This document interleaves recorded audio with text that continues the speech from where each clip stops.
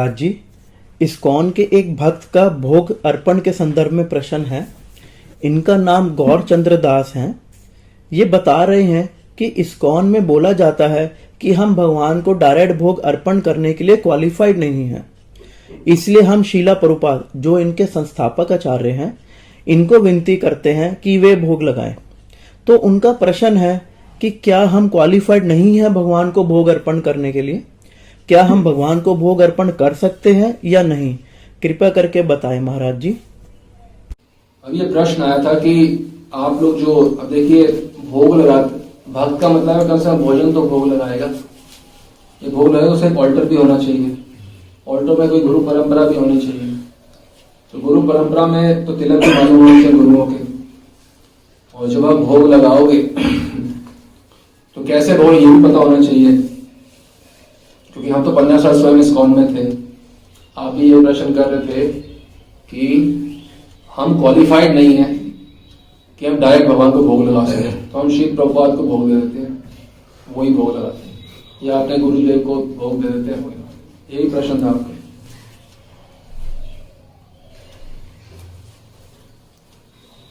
आप कह रहे हो कि हम क्वालिफाइड नहीं है भोग लगाने के लिए।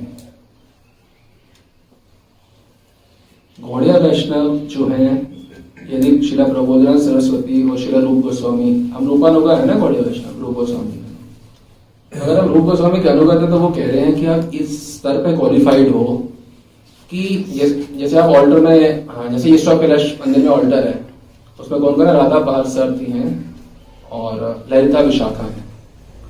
तो जो ऑल्टर में ललिता विशाखा जितने क्लोज जाके डायरेक्ट सेवा करने के लिए क्वालिफाइड नहीं, उनसे ज्यादा क्वालिफाइड है, जिनकी आप उपासना करते हैं ना ऑल्टर में, ललिता विशाखा उनसे ज्यादा क्वालिफाइड उन्हीं की कृपा से हैं राधा कृष्ण की वो सेवा क्लोजली डायरेक्ट करने के, जो वो भी नहीं कर सकती ललिता विशाखा, वो सेवा करने के लिए आप क्वालिफाइड हो। तो क्या आप भोग लगाने के लिए क्वालिफाइड नहीं हो? वो भी आटा दाल चावल के। ललिता विशाखा जहां नहीं प्रवेश कर पाती वहां वो हमको मंजरियों को भेजती है कि आप जाओ सेवा करके आओ, डायरेक्ट सेवा करके आओ, क्योंकि हम डायरेक्ट के लिए क्वालिफाइड नहीं है।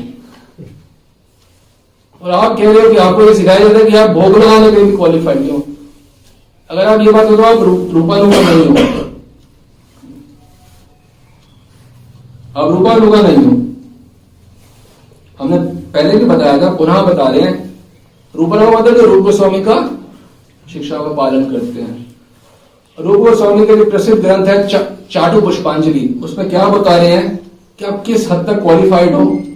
अभी तो बताया कि ललिता विशाखा जितनी डायरेक्ट सेवा के लिए क्वालिफाइड नहीं है, उससे ज्यादा आप क्वालिफाइड हो। अब रूप गोस्वामी इससे भी बहुत ऊंचे दर्जे की बात कर रहे हैं, किस लेवल का क्वालिफिकेशन बता रहे हैं। वो कह रहे हैं राधा रानी से प्रार्थना कर रहे हैं, और वो हमारे अपने ग्रंथ क्यों लिख के गए कि हम भी वैसे प्रार्थना करें। क्या प्रार्थना करें राधा रानी से?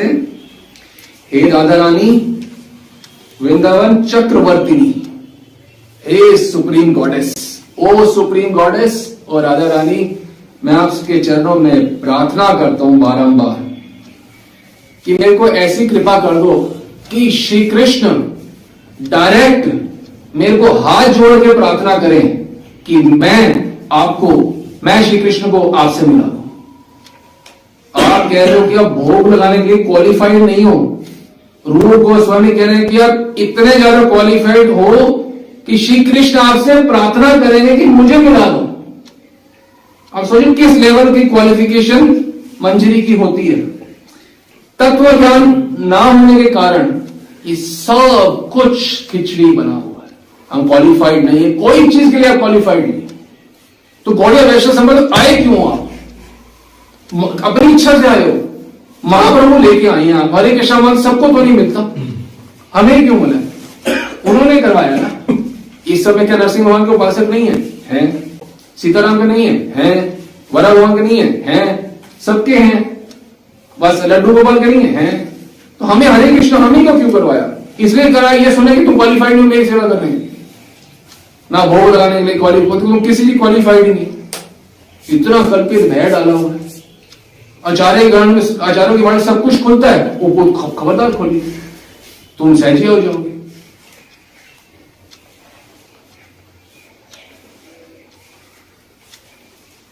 कह रहे कृष्ण तुम्हारी राधा रानी ऐसी कृपा करो, कृष्ण मेरी विनती करें। तो ये नहीं कि रूप गोस्वामी बोल रहे, प्रभुपाद सरस्वती भी बोल रहे हैं। 8 नंबर श्लोक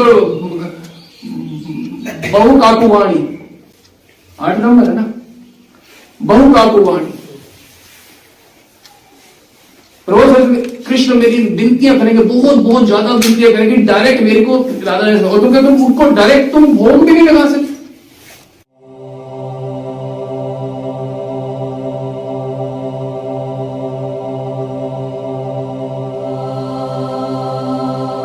पता है कैसे डायरेक्ट भोग आते, और सुनो फिर। राधा कृष्ण, राधा चाहे यमुना किनारे समझ लो, राधा कुंड किनारे, वो चल रहे हैं इकट्ठे, अपने हाथों से डायरेक्ट पान बीड़ा हाथ में देते हो, ऐसे भोग लगाते हो डायरेक्ट है। ये होता है डायरेक्ट भोग लगाना, प्रत्यक्ष रूप से हाथ में पान देते हो उनके, डायरेक्ट भोग। जब वो थक के आते हैं ना, वन भ्रमण करते हैं मध्यान्ह लीला में, तो पेड़ के नीचे आते हैं, थक गए होते हैं, उनका पसीना आता है, तो डायरेक्ट पसीना पहुंचते हो। वो पता है किससे? डायरेक्ट अपनी चुन्नी से, ऐसे डायरेक्ट सेवा होती है। और आप कहते हो कि आप भोग नहीं लगा सकते। कौन से स्कूल की पढ़ाई पढ़ रहे हो भाई? सही स्कूल में एडमिशन लो, जहां सही पुस्तकें हो, एनसीईआरटी की बुक्स हो, तो आपको जो गवर्नमेंट ने जो बताया वही ज्ञान दें। वो जो महाप्रभु गवर्नमेंट ने दिया है वही जो ग्रंथ है, ये सारे यहां से दिया जाए।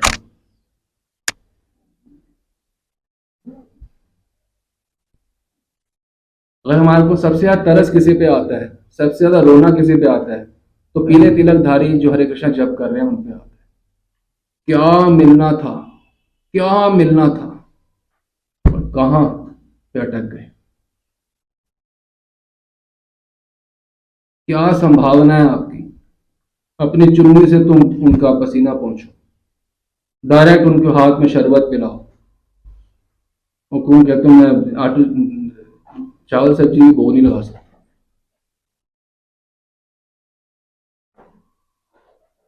तो तुम कह रहे हो कि गुरुजी को दोगे वो भोग लाए, तो तुम करोगे क्या? दास तुम हो कि वो गुरुजी हैं? तुम भोग नहीं लगाओगे, तुम क्या करोगे? बैठ के चौकड़ी मार के बैठोगे? गुरुजी तुम किस लिए हो? तुम तो दास हो गुरुजी के। भोग लगाए गुरुजी, माला पहनाए गुरुजी, हम बैठे रहे आलती पालती मार के। जी क्वालिफाइड कभी थे ही नहीं, ना होंगे। आप बोलोगे भाई इतना क्लोज हम सेवा कैसे करते हैं? ऐसा क्या है हमारे अंदर? हमारे अंदर तो कुछ भी नहीं है, जो है उनकी कृपा है। कृपा से क्या होता है? श्रीमतीर समा सबे देह भेद मान, एक प्राण एक आत्मा सबे राधा तंत्र। श्रीमतीर समा सबे, राधा रानी के समान है हमारा देह। सिर्फ प्राण एक है, देह दो हैं।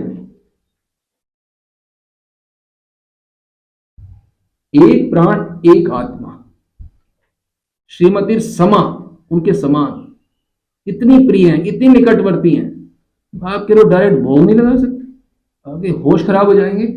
इतना प्रिय है मंजरी राधा रानी को कि राधा रानी का निकुंज में भी होती है ना, वो निकुंज से ही बाहर नहीं निकालती उसको, इतना प्रिय है। तू नहीं है, यही रह तू मेरे साथ। आप कहते हो भोग नहीं लगा सकते।